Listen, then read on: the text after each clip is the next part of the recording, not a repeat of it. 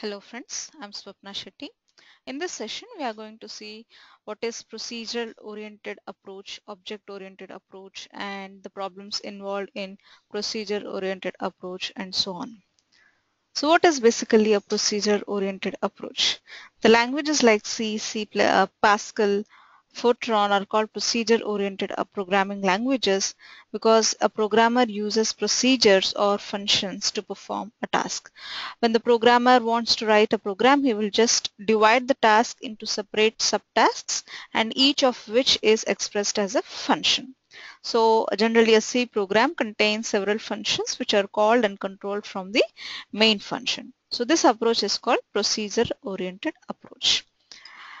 And the languages like C++, Java use classes and objects in the programs. Whereas a class is nothing but it's a module which itself contains some data and methods to achieve the task. The main task is divided into several modules and these are represented as the classes. Each class can perform some tasks for which several methods are written inside a class. So this approach is called object-oriented approach. So what are the problems involved in procedural-oriented approach? We basically have few problems like no reusability and so on. So first of all, when the programmer has given a specific task, the programmer concentrates on a specific task and writes a set of functions to achieve it. When there is another task to be added, he would write another set of functions. This means he concentrates mainly on achieving the tasks. He perceives the entire system as fragments of several tasks. So whenever he wants to perform a new task, he would be writing a new set of functions. So there is no reusability of previous functions. If a programmer can construct new modules with the help of old modules, then the programming will become easy. And the next is like losing control on the code. Like when the software is developed, naturally code size will also be increased. So in most of these softwares developed using procedure-oriented approach, when the code size exceeds 10,000 lines and before reaching 1 lakh lines, suddenly at a particular point, the programmers were losing control on the code. That means the programmers could not understand the exact behavior of the code and they could not debug or extend it.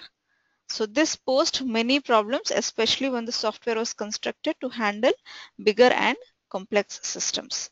So when I say bigger and complex systems, for example, if we want to create software to send satellites into the sky and control their operations from the ground stations, we may have to write millions of lines of code. So in such systems, procedure-oriented approach fails and we need another approach. So there is another problem with this procedure-oriented approach. Like this approach is far away from human beings' life. That means it is unnatural. So anything that is not natural generally leads to certain problems. For example, take an activity called talking. A man talks in his own voice effortlessly. It doesn't need any special effort on his part. But if a man is asked to imitate the speech of someone else, he feels it is very difficult.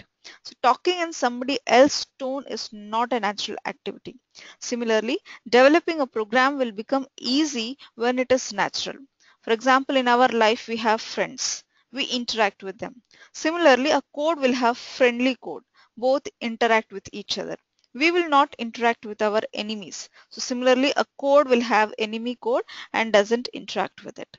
We produce children, become aged and die. Similarly, code produces new code and may become useless. So like this, programming should stem from human beings' life.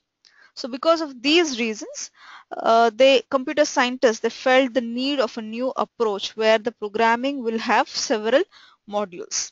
So each module represents a class and the classes can be reusable and hence maintenance of a code will become easy. So this approach is suitable not only to develop bigger and complex applications but also to manage them easily. So again, this approach, object-oriented approach, is built from a single root concept called object. Object is anything that physically exists in the world. It means all human beings are objects, all animals are objects, all existing things will become objects. And this new approach is nothing but object-oriented approach. And the programming in this approach is nothing but object-oriented programming system, which is nothing but OOPS. That's all with the session. Thank you.